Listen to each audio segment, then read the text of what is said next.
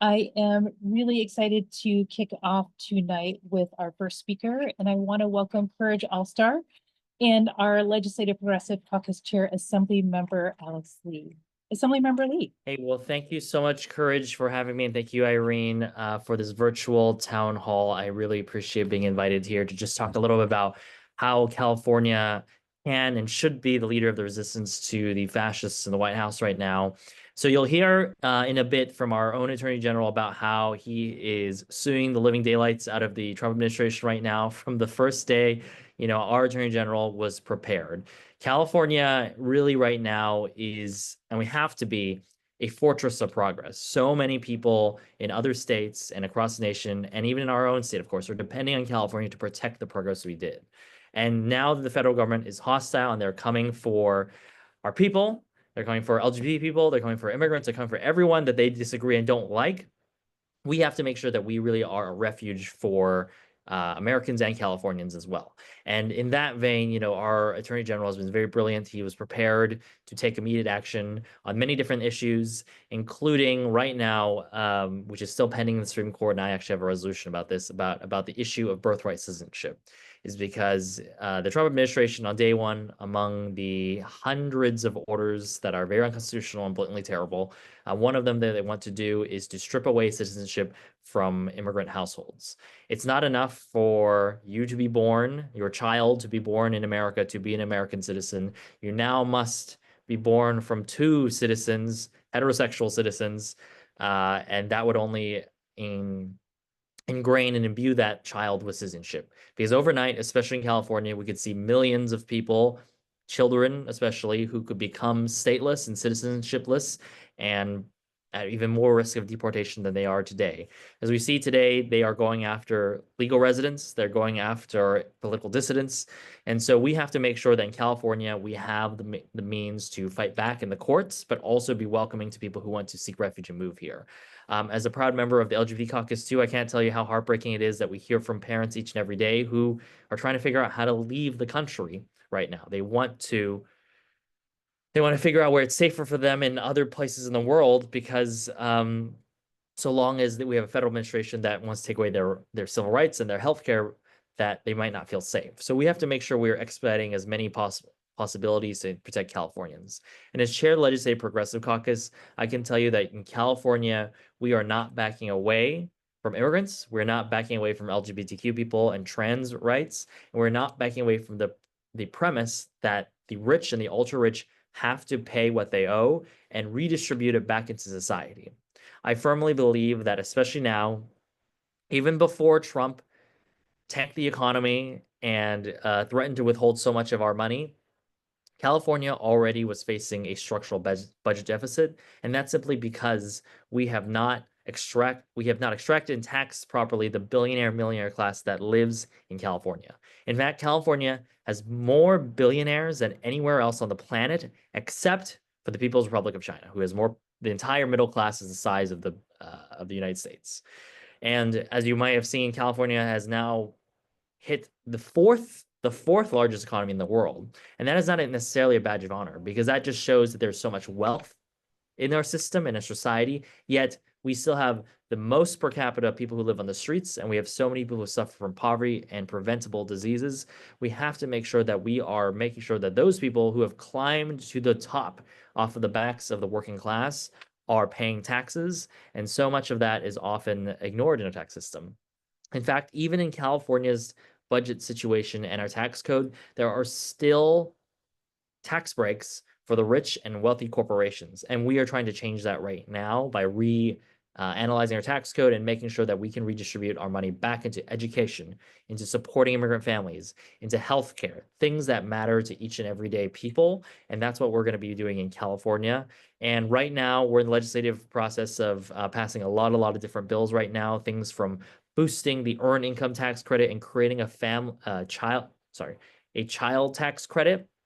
So making sure that working class Californians, parents, and even single folks have money back in their pockets. We're protecting the social safety net, and we're also making sure that our investments in healthcare and education stay solid. Now, the real challenge is when the federal government plays games and withholds the money that we are legally owed.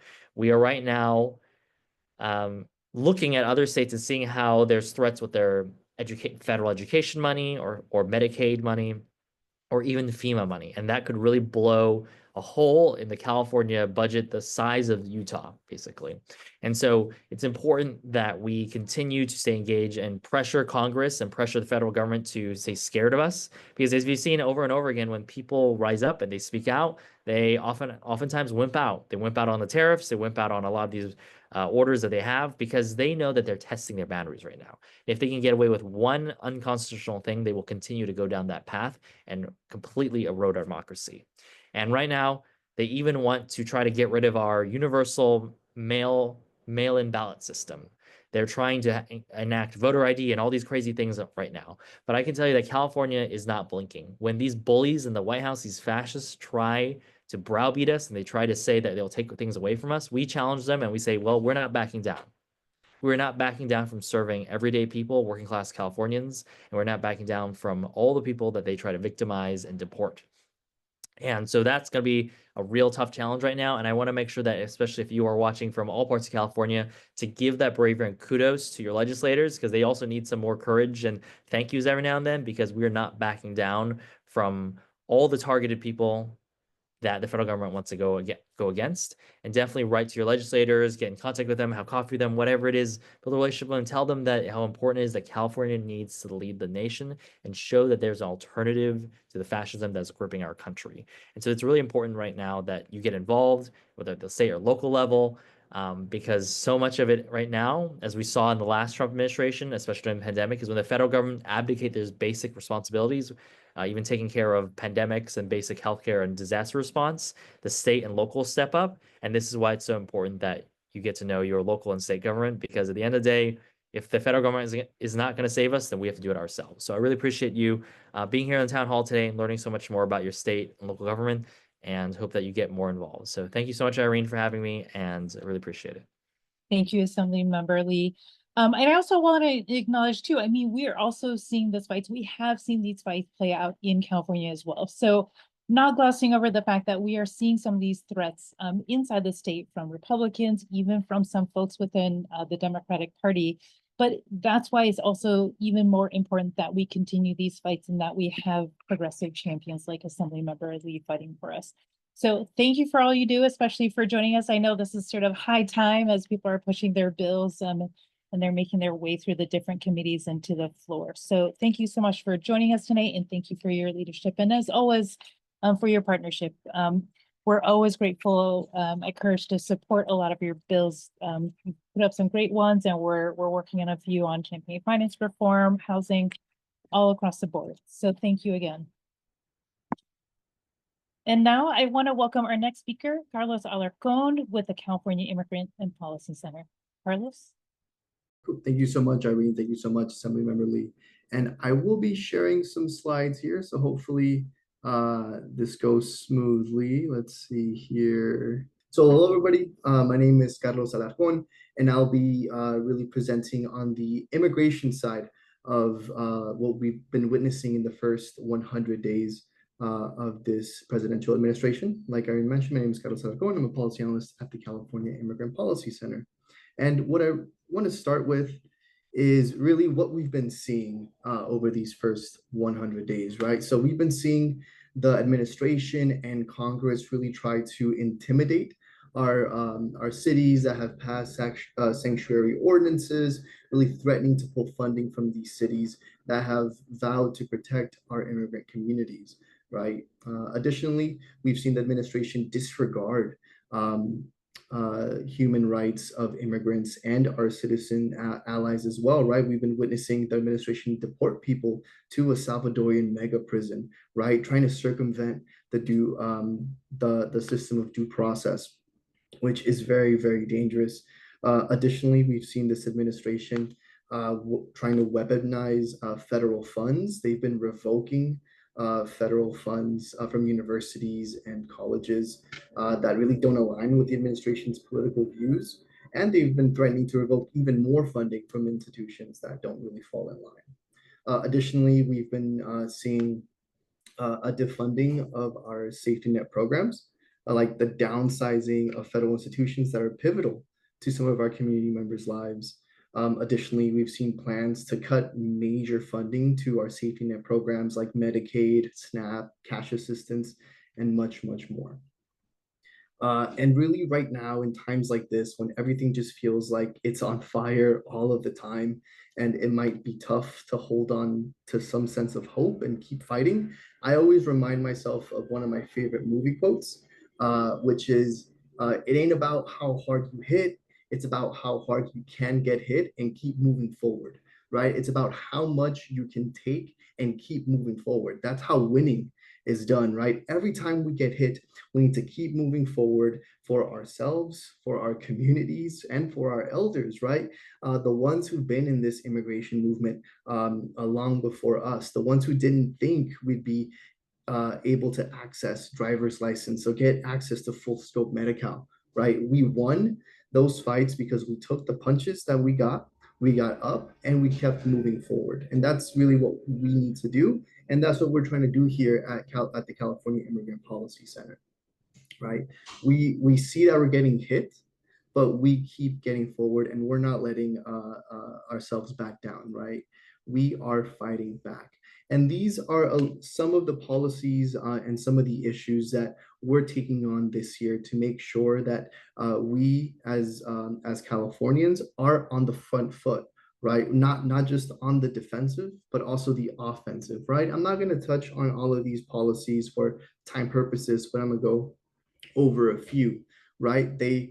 Trump rescinded the sensitive locations memo.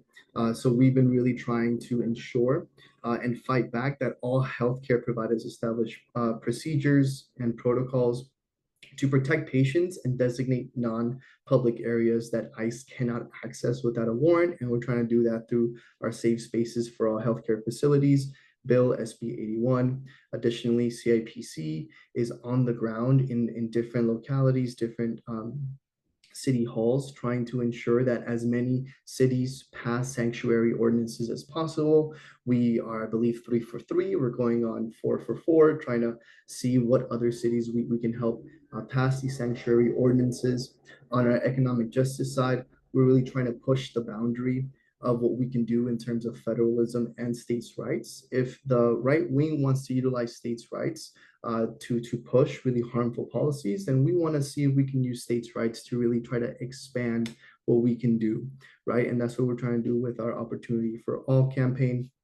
We are pushing the boundary, trying to use a novel legal theory that was developed by some of the nation's leading immigration law scholars, trying to open up student employment opportunities for fully undocumented students in the California Community College, CSU, and the UC system. Additionally, on our health and public benefits avenue that we are taking on, again, we are one of the co-leads on the Health for All Coalition, along with our partners at Health Access California, who are also in this town hall, going to be speaking in a little bit.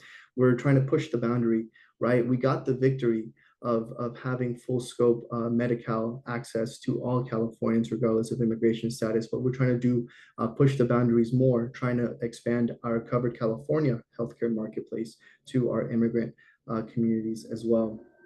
Additionally, through our California Protecting Immigrant Families Coalition, we are working with our national partners, really ourselves and other of the nation's leading immigrant rights organizations, trying to engage through federal advocacy, our congressional delegation, to make sure that there's not one member of our congressional delegation that is even considering voting in favor of a policy that is harmful to our immigrant communities.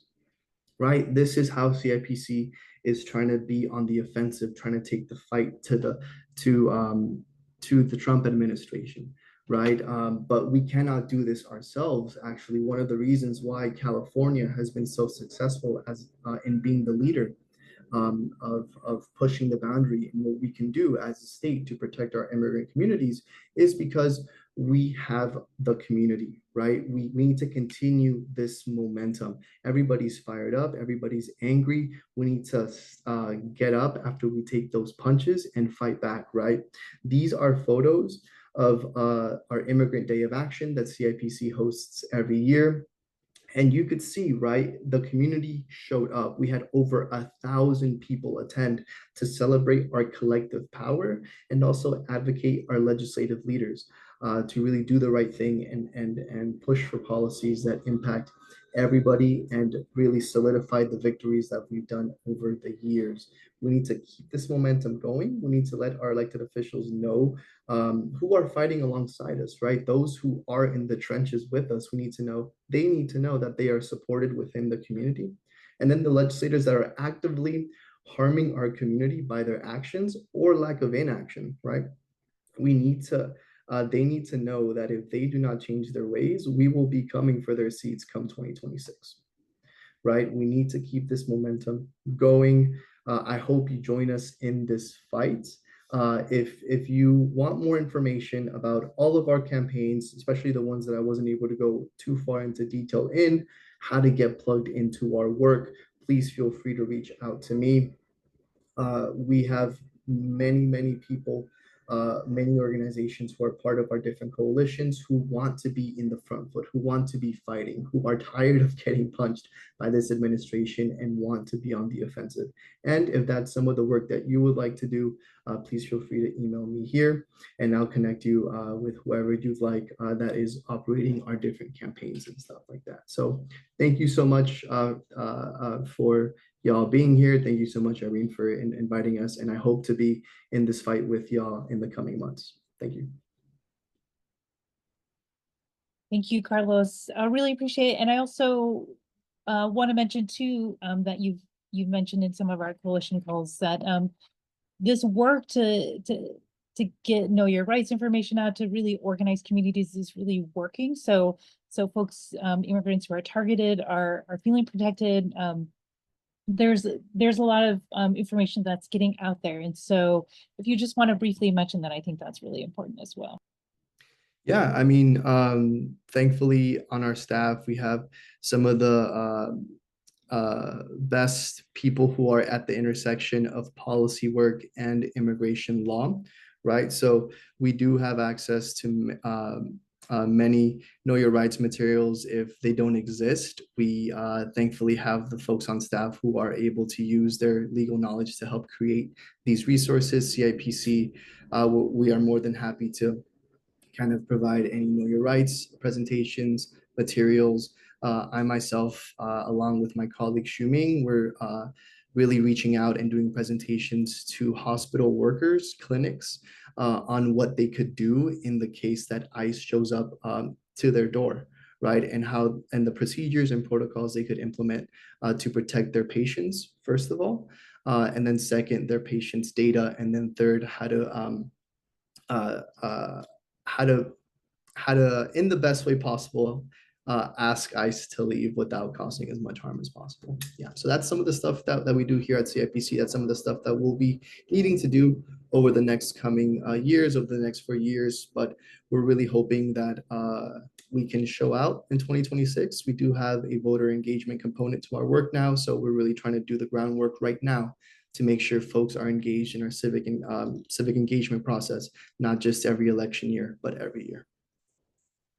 Thank you, Carlos. Thank you for the really important work. And as we know, this was starting to happen before this administration took office. And so we got a little bit of a preview, and now it's obviously statewide and more people are raising the alarm bells, but still a lot of important work to do ahead of us. And so thank you for your leadership on that.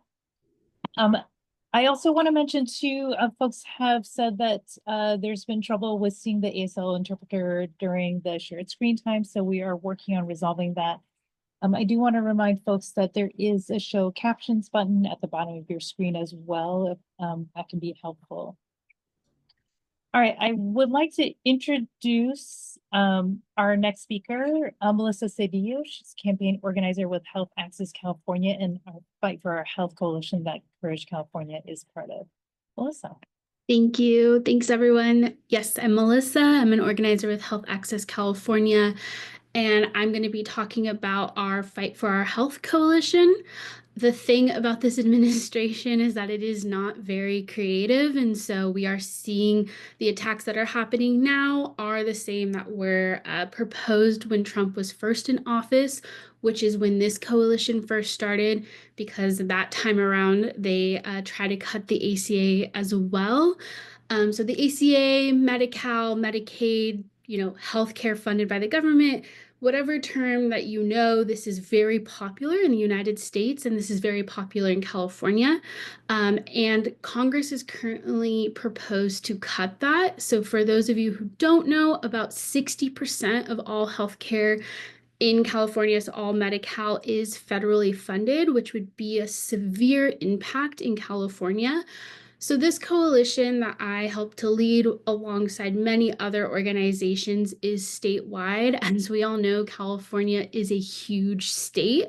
So we really try to work together to fight back against these proposed cuts. I know that the phrase or the term that a lot of people are seeing is $880 billion in cuts.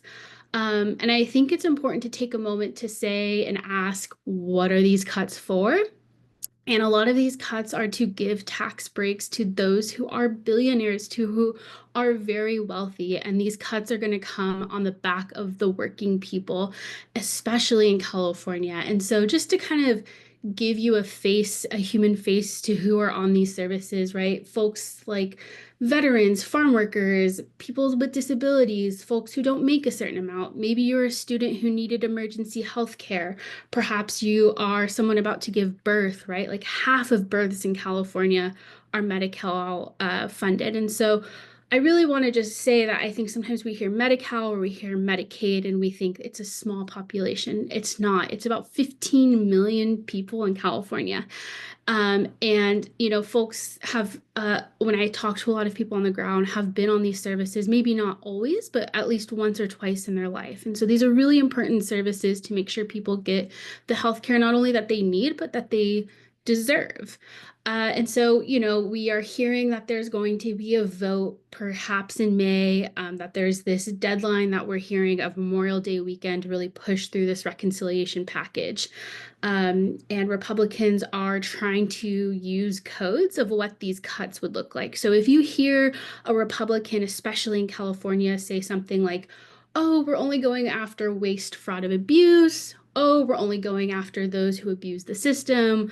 We're just making sure that we protect those it was intended for. Those are all coded ways to say cuts. And our coalition is saying no cuts anywhere at any time in the state of California. So what does our coalition do? We share information, we break down a lot of this fast moving kind of what's happening in DC, but we also have a lot of in-person actions.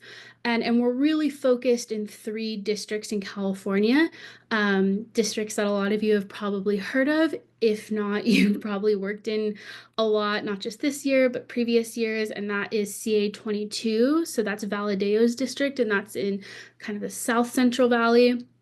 We're working in CA 40, which is Rep. Kim's district, and that's kind of the Orange County, Anaheim area.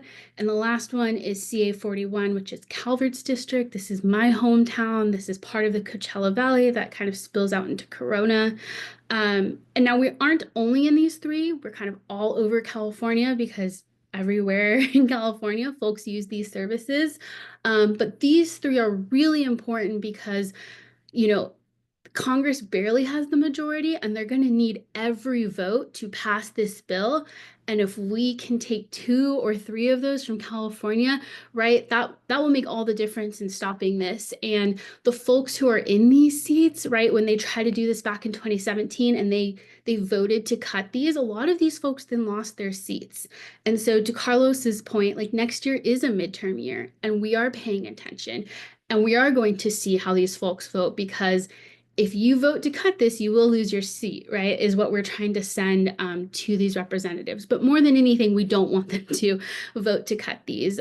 So, some of you may have seen that Rep. Kim and Rep. Valadeo sent this letter saying that they weren't going to touch it, but they still use these coded languages. And so really what we're trying to make it very clear, to all of the members, but especially these 3 members in California, is that we're paying attention. We won't settle for any cuts, and really trying to emphasize that, like, while California is seen as progressive, is seen as, you know, blue and safe, these 3 districts are very purple and will have a nationwide impact on how this final bill goes through. So with that said, that was a lot of information. I can kind of give some call to action just to make sure folks don't only despair, but there's a lot of hope. I am very hopeful personally. My colleague is going to drop some of these things in the chat as I talk over them. But we have a social media presence, and that's where we are able to share a lot of stories of folks who talk about the services that they're on and what they mean to them and what those cuts would mean for their life. But we're also, you know, always collecting stories. So even if you don't live in those 3 districts, but you benefit from one of these services, or you take care of someone, or your job is paid through something with one of these services, and you would like to share your story, please let us know. And we're organizing. A lot of you have already been to our events, but every spring recess, we've had rallies, we've had press conferences, we've had sit-ins, we've been doing lobby visits, we've gone to DC, we've sent letters to the legislator, we've done a state resolution. Like that first or second poll you saw where it's like, which one have you done? We've done them all. They all matter. We need to pull every single lever possible, because it would be really hard to come back from this if we cut it. So let's not cut it is where we're at. So my email is also in the chat. We are going to really be emphasizing the impacts that these cuts would have on hospitals across California, but especially rural hospitals who are really dependent on Medi-Cal reimbursements. And a lot of these clinics, community hospitals, and services are at risk of closing or not being able to serve as many people if this were to go through. So that will be happening May 13th. And again, I will share all these details of how to get involved and how to share your story. And outside of the 3 districts, when there are events happening in, you know, LA or San Francisco or Sacramento, or, you know, other parts of California, I can also let you all know that as well, because like I said before, this is a very big state. So that was a lot, but for what it's worth, and kind of to echo Carlos's point, I am super hopeful.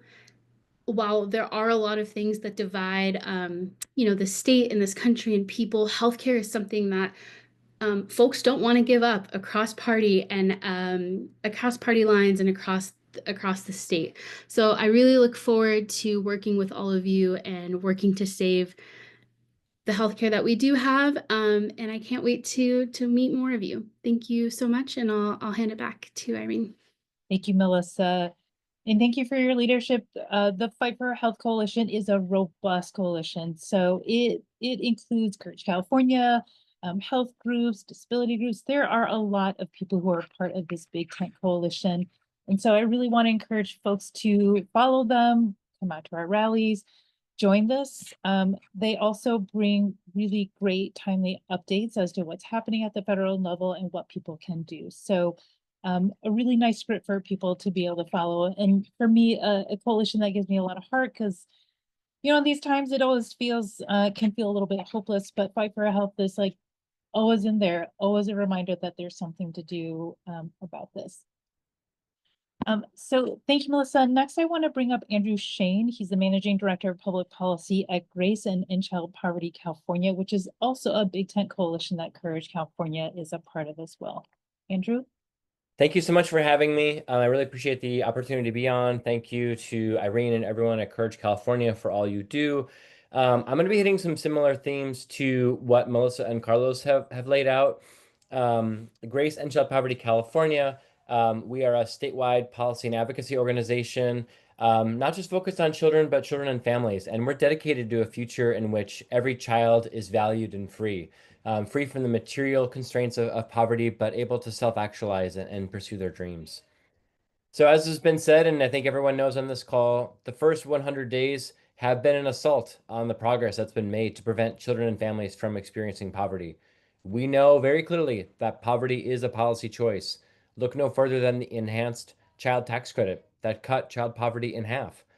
But sadly, as that and other interventions have expired, poverty has risen, including reopening deep disparities for Indigenous, Black, immigrant, and other communities who experience the greatest disenfranchisement and discrimination.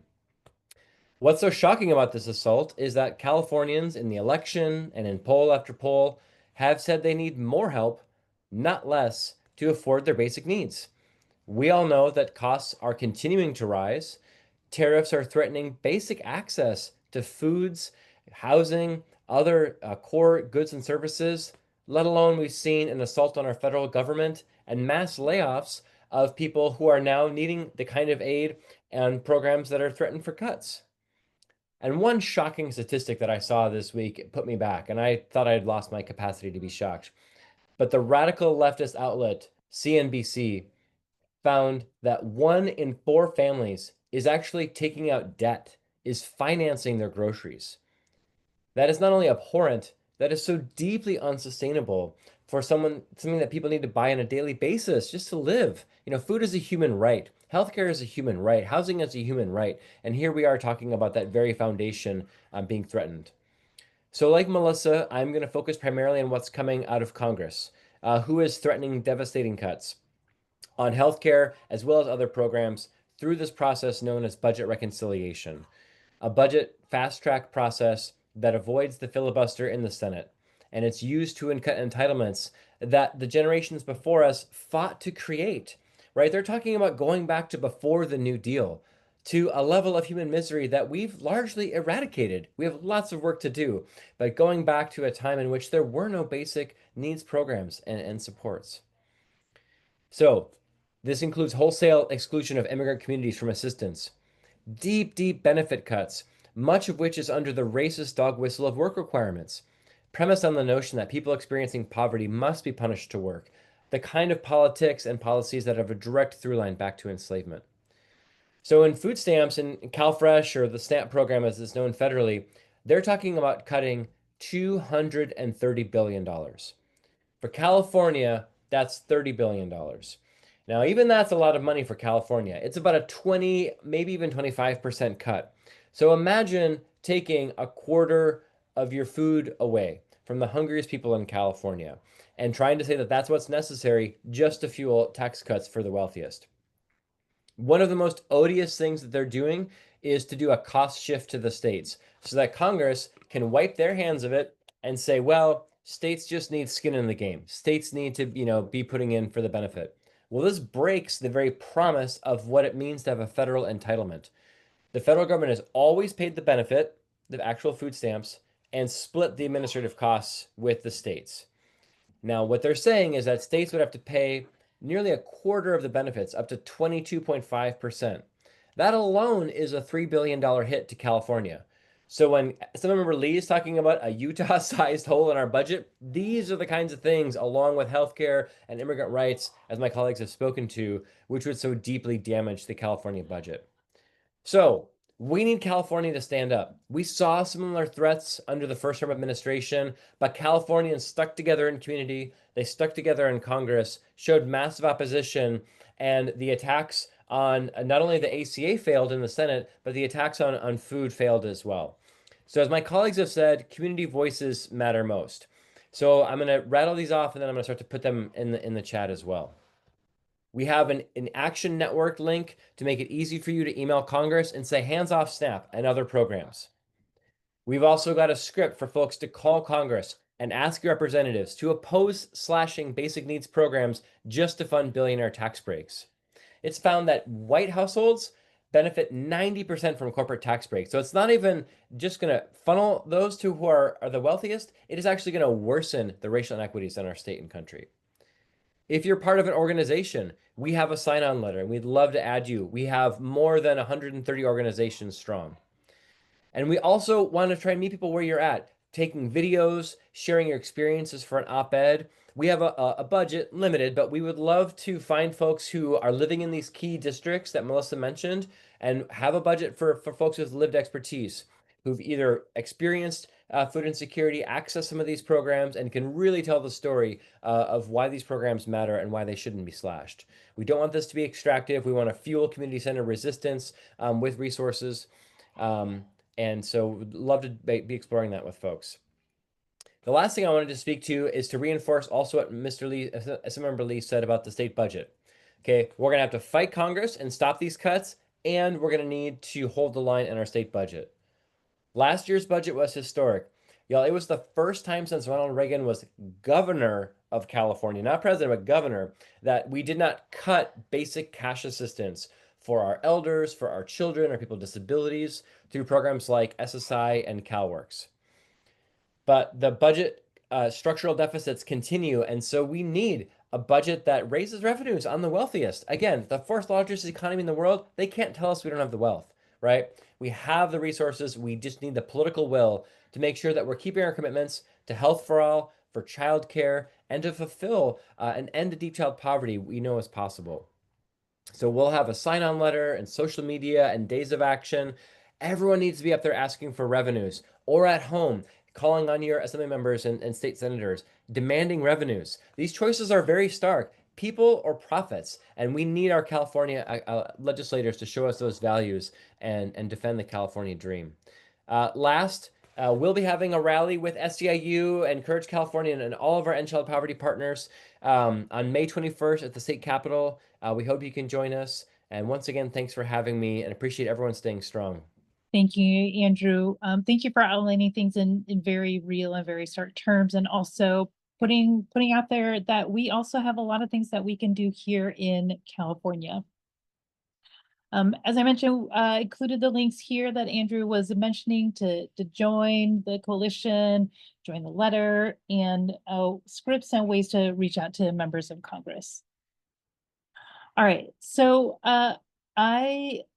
let me introduce our next speaker. A lot of you are already familiar with him. He is Attorney General Rob Bonta. He is sort of toggling between different events as we go, so I will we'll do our best to try to get him on as soon as possible. One thing I do want to mention with Attorney General Rob Bonta, several of you may also be familiar with him because before he was our Attorney General, he was an all-star Assembly member. So for many years, he was also on the front lines as a state legislator, putting up great progressive policies and voting for them as well. And I am also really happy to announce that, of course, Attorney General Rob Bonta is up for re-election in 2026. And I am happy to share that Courage California has endorsed him for his re-election. So again, even though 2026 feels like a long way away, there are things that we can be doing now to get ready for that really critical election. We'll be, of course, seeing races. We're seeing a lot of races for a lot of the statewide offices, including governor and attorney general. And of course, the all critical midterm elections where we are hoping to flip more congressional seats, both in terms of returning the House to a Democratic majority, but also helping to set the stage to retake our government back as well. So as we wait for Attorney General to join us, I want to launch one more poll. You'll see that we, of course, included a lot of links. A lot of our speakers today talked about different resources and information. We will share those with folks shortly after this.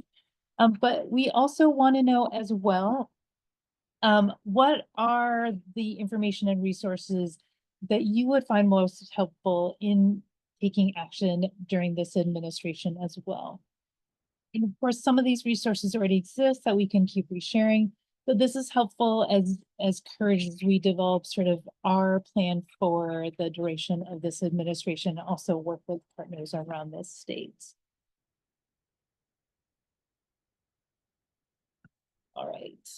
So I'm seeing a lot of responses to explainers about what is happening and what to do about those. And also seeing a lot of support for protests and action announcements, as well as congressional bill tracking and alerts as well. So I am happy to say that, as I mentioned, Courage California is doing some of this work ourselves, and we are doing it in coalition as well. A couple of things I want to mention, because these were already brought up, is of course Tomorrow is May Day, which is a really big day of action any year, but especially this year. There are hundreds of organizations that have been working together to identify different May Day actions across the country. So I just put the link in the chat there. You can look for a May Day event in your location or in your region. The other resource I want to mention as well that got some attention there is also Courage California. We have what we call our Courage Congressional Watch Hub. And that is where we are spotlighting key federal bills and policies, both ones that we oppose and have to defend against, but also some proactive policies, like a few of our members of Congress just reintroduced a Medicare for All bill. This is sort of the clearinghouse where we are tracking some of these key bills and also tracking how the California delegation is voting on these key bills as well. So these are a couple of the resources, and as I mentioned already, we will also make sure that the information and resources that were shared by our partners on this call are sent out after this town hall. But most of all, as some of them have already mentioned, follow them, join these coalitions, follow them on social media so you can get timely updates and timely announcements about events and actions to take as well. All right, so I have gotten word that the Attorney General will be joining us very shortly. And while we wait, let me see if there are some questions in the Q&A that we can have some of our speakers speak to. All right, Carlos, we have a question here I was hoping that you can answer. It was directed to the Attorney General, but this also seems like in your wheelhouse as well. What are we doing or what can we be doing to constrain ICE in California? You touched on this a little bit in your comments earlier.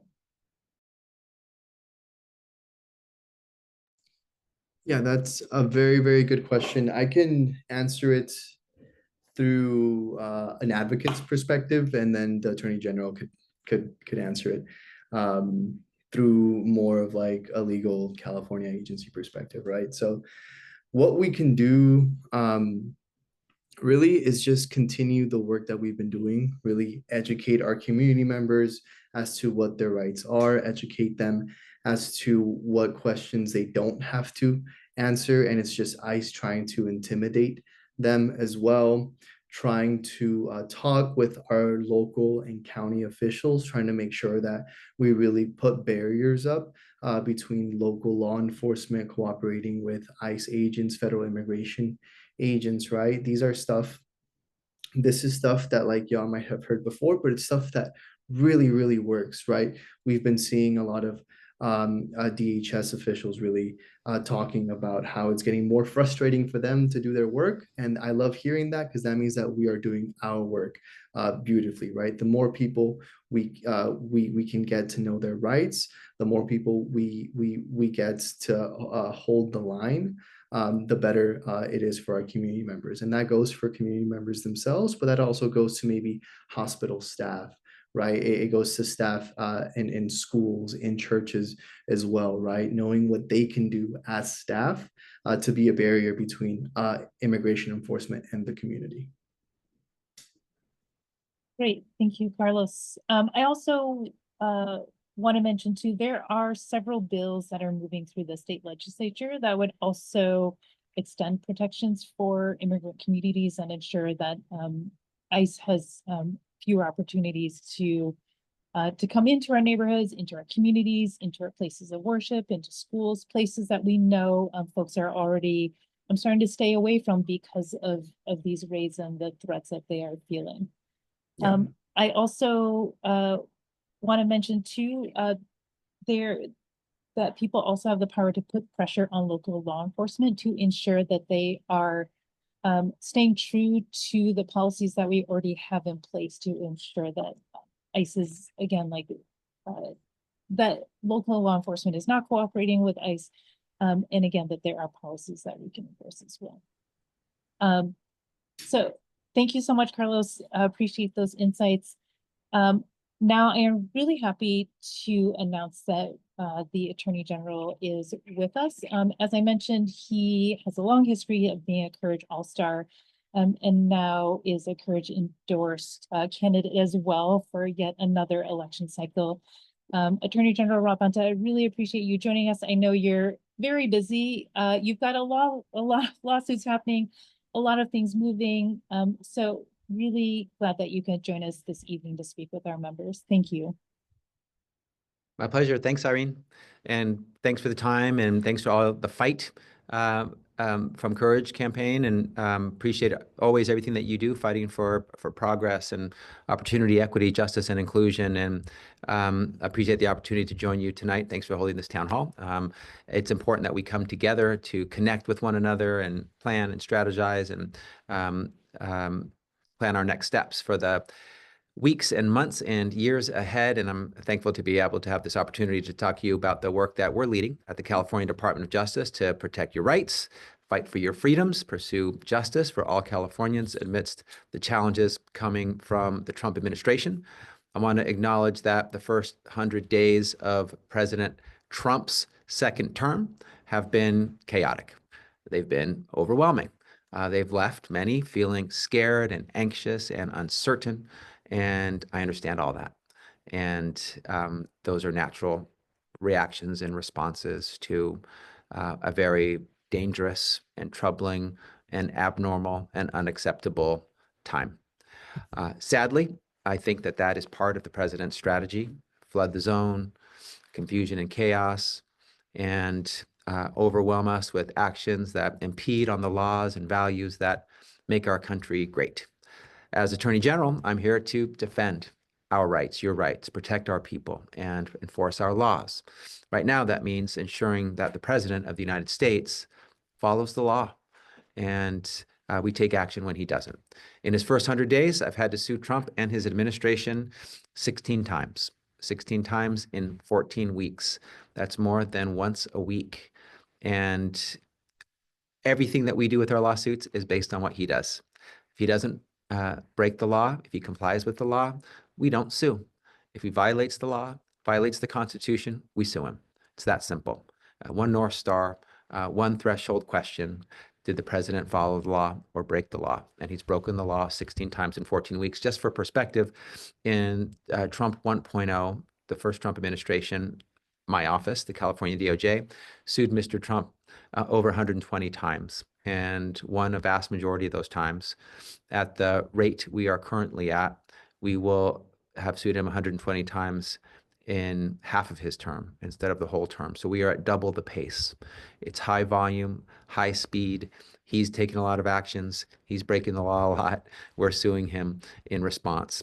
And my fellow Democratic attorneys general and I have become the first and the last line of defense against these direct attacks on our democracy, our rights, and our most vulnerable communities. We have the power, the authority, the ability to go into court and seek accountability and hold the presidential administration accountable when he breaks the law, which is unfortunately all too often.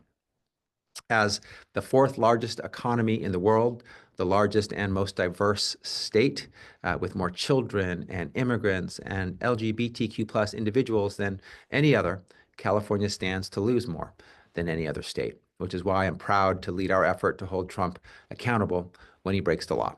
Trump may like to act as if he's above the law, but he isn't. No one is. Since taking office, Trump has repeatedly violated the Constitution, sidelined Congress and the Supreme Court, trampled over the separation of powers, and defied the Administrative Procedures Act, one of the governing acts for an executive branch, among many other laws. And I and my fellow Democratic attorneys general refuse to allow the president's abuse of power and blatant overreach to go unchecked. So far, the lawsuits we filed against him challenge his attempt to end birthright citizenship, a right foundational to what our country stands for, to who we are. We've challenged unlawful tariffs that are hurting businesses and workers and families, especially those just trying to get by. We've challenged his attempt to claw back critical federal funds Congress already awarded, already appropriated to our state and our local communities. We've challenged the unprecedented, unlawful, excessive power given to DOJ, the Department of Government Efficiency, or so-called, and the unlawful and excessive and unprecedented power given to private citizen Elon Musk, among others. We've also joined amicus briefs in support or opposition of other court cases, and that's an important way for us to unite behind legal challenges we believe in. We've issued amicus briefs challenging the dismantling of the Consumer Financial Protection Bureau, one of the key federal pillars that protect consumers from abusive and greedy practices by corporations. We've issued amicus briefs challenging the refugee ban and the attempt to stop gender-affirming care. We're also enforcing California's important protections for its residents, protections that more often than not go much further than federal protections. Often the federal government provides a floor of protections, but states, and California, chief among them, provide additional protections layered on top that provide a ceiling. And for example, shortly after Trump was elected, my team and I began putting out a robust set of resources and guidance for our diverse immigrant communities and those that serve them. Know your rights information, how to protect yourself from immigration scams, guidance for public institutions on best practices in avoiding the use of state and local resources to support civil immigration enforcement, guidance for immigrant students and families, bulletins and guidance to assist state and local law enforcement agencies, prosecutors, and defense counsel in complying with state law, regardless of changes coming from the Trump administration. As we rolled out these resources in English and Spanish and a number of other languages, we also traveled around the state. We held convenings where we shared the information and, more importantly, listened to the organizations, faith leaders, advocates, and community members who are on the ground doing the work, heads down, sleeves rolled up, and who are closest to the issues. We feel we are always at our best when we're working with and listening to and co-creating solutions with those on the ground doing the work. All of those documents and videos can be found on our website at oag.ca.gov/immigrant/resources. And after hearing from educators, parents, and students who were confused and concerned by the onslaught of executive orders related to education, we put out guidance about K-12 schools in California and the rights owed to all students. That included guidance on California law that prohibits schools from instituting forced outing policies, California law that requires that curricula and books and instructional materials reflect the diversity of our state and the roles and contributions of our diverse population. When the president issued a dangerous and confusing executive order on gender-affirming care, I reminded California hospitals and federally funded healthcare providers that California laws have not changed. Hospitals and clinics in our state have a legal obligation, a legal duty to provide equal access to healthcare services, period, full stop. That includes gender-affirming care. I assured concerned hospitals like Children's Hospital Los Angeles that I'm committed to upholding that law and protecting both providers and patients. So that's all a lot to take in, I know. And this administration is a lot to take in. It's challenging, it's chaotic, it's scary, and it's not letting up. It's easy to become exhausted, maybe even hopeless. When you feel that way, when you feel like tuning out, looking away, giving up, I implore you to stay engaged, stay enraged, stay focused. We need you. We need all of you in this fight. I grew up in the labor movement. I saw firsthand how powerful we, the people, are when we stand united in a cause greater than ourselves, when we put us and we over I and me. And time again, history has shown that people power is the most potent power there is. None of us have to face these challenges alone. I'm grateful for that. We can and we must stand together, demanding better, demanding justice and fairness and equality as a united front, never accepting the unacceptable, never normalizing what is so abnormal from this presidential administration. My parents were social justice warriors who marched for civil rights with Martin Luther King Jr., worked for the United Farm Workers of America along Cesar and Dolores, and fought for the restoration of democracy in the Philippines, my mother's home country, and where I was born. They taught me that you can't just sit and watch the world go by with your head in your hands, hoping and dreaming for change. you got to fight for it. Roll up your sleeves and do something about the problems you see. Create the change you want to see. I know you know that. Everyone has a voice. Everyone has a role to play. Government officials and journalists, community organizations, advocates, students, voters. Right now, my role includes vigorously defending and enforcing our laws, protecting the rights and freedoms and safety of all Californians, serving and uplifting marginalized communities, children, and hardworking families. And I want you all to ask yourself, what role can you play? How can you stay engaged? And there's so many things you're already doing. And I don't want any of us, and I ask this of myself, don't let ourselves off the hook. Demand more of ourselves. What more can we do? What else can we do? Who else can we encourage to join us in this fight? Maybe it's going to a march or attending a community meeting, talking about what's happening with your friends, giving your opinion, telling people that you think this is crazy when it is, and talking with your family, your neighbors, getting involved in a faith-based group, a nonprofit or community organization. The list goes on. Maybe it's signing up for newsletters and emails from trusted sources like Courage California. Or if you'll allow me a shameless plug, signing up for DOJ's weekly newsletter on our website or our social media for some of the cases that we're doing. If any of them interest you, you can hear from us about how they're going and what we're doing, what our priorities are. We want to be transparent with all of you about our work. I know so many people want to turn off the news and tune out the madness. I get it. Taking time for self-care is critical. I do want to say that.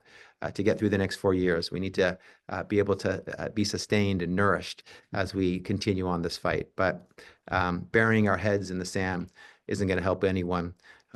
As the whole nation is concerned about what's happening, so many eyes are looking west to California, to us, to see what we do, to see how we fight, to see how we push back, to see how we stand up.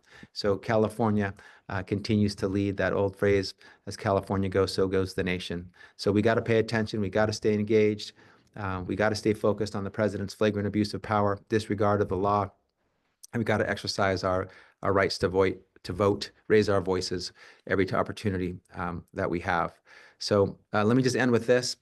We all know this, but it's worth reminding ourselves in this moment. Progress is rarely linear. It takes zigs and zags. President Obama talks about this so well. It takes frustrating detours and inches forward and then sometimes slides backward and then forward again. But the detours and setbacks don't define our progress. Our commitment to forward momentum defines our progress. It defines us. So the first 100 days, they're now in our rearview mirror, but we still got a long way to go. And as I look ahead, I'm optimistic, I'm hopeful, but I'm also not naive. The next 4 years are going to be challenging, no doubt about it. But they're not hopeless because we are not helpless. We are not powerless. We have agency. We have power. We can write the next chapter in California and the story of California, the story of this nation, as long as we stand together. So let's keep putting fact over fiction, belonging over blame, unity over division, us and we over I and me. And as long as we continue to fight for our democracy, freedom, and justice together, we're going to be in good shape. So thank you again for having me tonight. Hang in there, stay engaged. Remember, you're not alone as you fight and you look to your left or your right.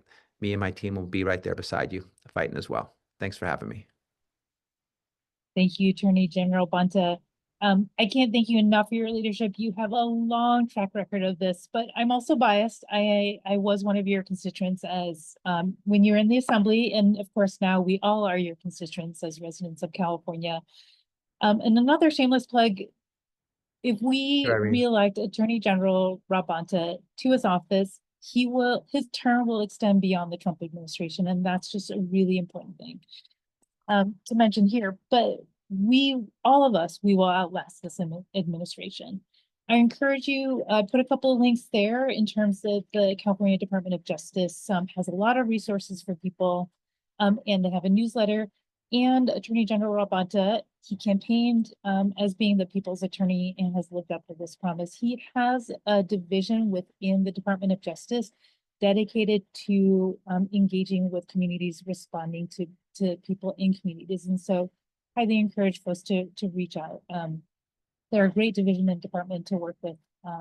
But also thank you again, Attorney General Rob Bonta. Thank you for your leadership. I don't know if you're getting any sleep these days with all these lawsuits, but I will say having you fighting on the front lines for us so boldly and working so much with other states has certainly made me feel a lot better and a lot more protected here in California. Thank you, Irene.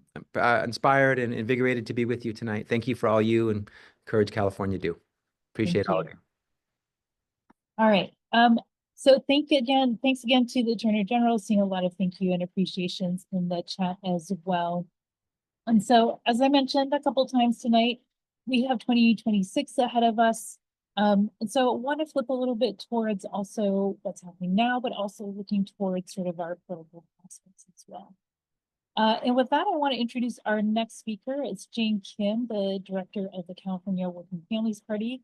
Courage California, of course, is a member of the Working Families Party. So again, I'm biased in saying I'm a big fan of Jane, but excited to have you on, Jane. I know you're traveling. You've got a lot on your plate as you think about what we're doing now and looking towards the future. So we'd love to hear from you about your thoughts on sort of where we go past, now that we've gone past the first 100 days and what's next for the California Working Families Party. Irene, thank you so much for having me on and also for your flexibility. It's great to see so many folks on a weekday evening to talk about, what we can all do to make sure that we are not just resisting, but fighting back against both the illegal and unconstitutional actions of this current administration, but also policies that we vehemently disagree with. Last night I was asked on a panel on the first 100 days of the Trump administration, what light or hope I've seen.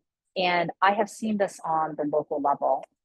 I have the honor of being the California director for the Working Families Party. And our mission is to secure governing power for working people. And we view that work through an electoral lens. We engage proactively in the electoral struggle. And we believe that we can debate big ideas in our communities during election cycles, and that if we can win candidates that share and lead on our values, that we can eventually win an agenda that uplifts our people. And, while we have been horrified by the actions of this administration, at the same time, we have seen some amazing things happen at the local level. At Oceanside, which is a city in San Diego County, Jimmy Figueroa, a Working Families Party endorsed candidate who won an uphill battle for his seat on his local city council, just passed the first tenant protection ordinance in the county of San Diego. In Orange County, home of Republicans and some of the more conservative policies we see in our state, Working Families Party endorsed Supervisor Vince Sarmiento has passed a legal fund for immigrants who are facing deportations and other legal actions by the Trump administration. And we have countless examples throughout the state of elected officials introducing and passing real, tangible policies that uplift and support our working families and our communities. And I think that's important to highlight because it speaks to the importance of us continuing to engage in electoral work at the local and state level while we continue to be on the front lines of fighting back against what is happening federally. And in many ways, our local and state elected officials, as exhibited by Attorney General Rob Bonta, are the front lines. They're the ones pushing back against the Trump administration and his executive orders. They're also the ones that are solving for the fiscal crisis that he has created by challenging and making threatening cuts on Medicaid, public housing, amongst many other things that our communities depend on. And so who we elect at the local and state level is incredibly important. And it's important to recognize that actually the majority of policies and legislations that impact our everyday lives are actually done in Sacramento, not in Washington, D.C. Our California legislature passes 3 times as many bills as U.S. Congress on any given year. On most issues that we think about, whether it is ranging from public education to climate change, those issues are actually being debated and decided in Sacramento, not in Washington, D.C. And it's really important that we recruit candidates and elect candidates that really exemplify our values, because we haven't actually seen that in Sacramento historically. We have a cohort of electeds that are truly fighting to make sure that we are expanding healthcare opportunities, investing in affordable housing, growing our ability to fight big oil and big fossil fuel and their harmful impacts in our communities. But many of the bills that I think most Californians would find uncontroversial have a very difficult time passing in Sacramento, mainly because of the influx of special interest dollars that come in. A lot of folks don't know this, but Chevron is actually the #1 political spender in California. Other fossil fuel companies and Western Petroleum are all in the top 10. And they spend because it works. They spend because they're able to shut down bills, cause them to die in committee before folks even start to hear about them. And they're basic bills, things like making sure that there is a buffer between active drilling and schools and homes and hospitals and playgrounds, to allowing us to be able to make polluters pay for the harm that they cause. A bill that was passed in, I believe, Vermont last year. And so as we look towards 2026, it's important for us to continue to invest in the electoral struggle, both to take back the House, which I believe we can do here in California, just as we did by flipping 2 congressional seats and defending 1. But also making sure that we are continuing to elect progressive champions at the state and local level that will continue to that will continue to author and pass policies that actually substantially support and help our communities. And then the final thing that I would just say is that we should be very alarmed about what's happening. And it's incredible that we have attorney generals like Bonta and, of course, many of the leaders who have spoken already. But we are currently living in a time that I don't think many of us could have imagined. It's the first time in my lifetime where the question of electoral struggle is being questioned, whether elections should happen, whether we should even be able to elect our president. And we are seeing illegal and unconstitutional actions where people are being disappeared simply because of exercising their First Amendment right to say what they believe in. And we cannot take our foot off the pedal. I think that it is possible to reverse what is happening today, our slide into an authoritarian state. But with every month that passes that we allow this administration to do more, that will get harder and harder to do. And so it's very important, it's critical for us to come out, whether that means just attending a march or a protest and showing the masses of folks that oppose what is happening today and support other things like raising the minimum wage, expanding Medicaid. It's also important to call your members of Congress, because even if it doesn't change their vote, they do measure not just the number, but the enthusiasm of opposing their actions. And that changes their strategy and also how hard they go in Washington, D.C. And get involved in your community. Join mutual aid, serve in your community, help folks run for office, get elected, continue to advocate for local and state policies that are going to push the line in terms of how we build a safety net that is about the majority and not the billionaires. All of that work is going to help fight what is occurring in this in our country today. And thank you.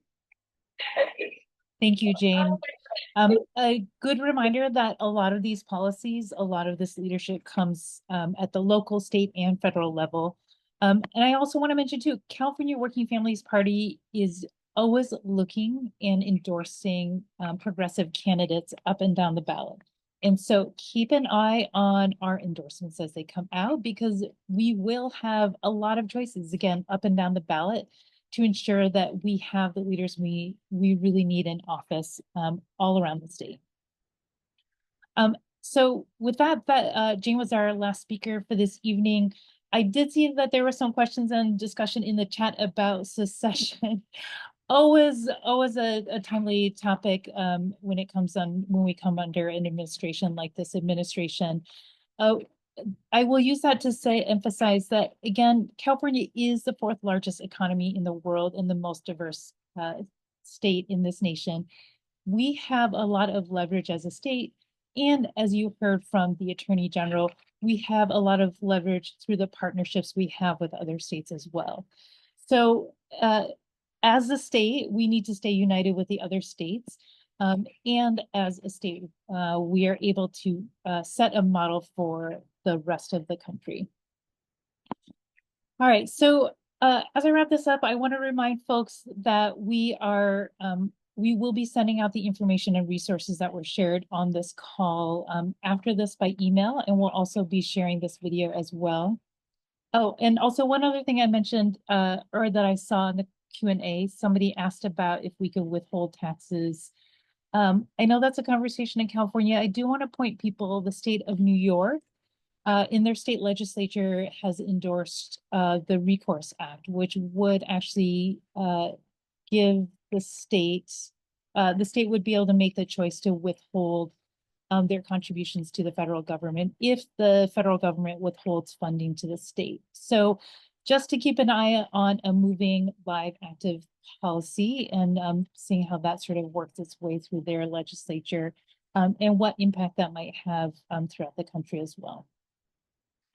All right, so as we close out, I do want to thank all of our speakers today, Attorney General Rob Bonta, Assemblymember Alex Lee, Carlos Alarcon from California Immigrant and Policy Center, Melissa Cedillo from Health Access California and Fight for Our Health, Andrew Cheyne from Grace and End Child Poverty California, Jane Kim from California Working Families Party, and of course, Pro Bono ASL for providing ASL access this evening. So we've made it through the first 100 days. And as I think ahead to the next 100 days and the next 100 days after that, I think about how we've actually been here before. Abductions, deportations, family separations, lawsuits, attacks on our bodies, our livelihoods, our cultures, and our communities, stealing from the poor and working class to enrich the wealthy and for corporate profit. These are all tools of oppression that have been weaponized against us for centuries. And, you know, not too distant history as well. And these are actually the foundations that our country was built on.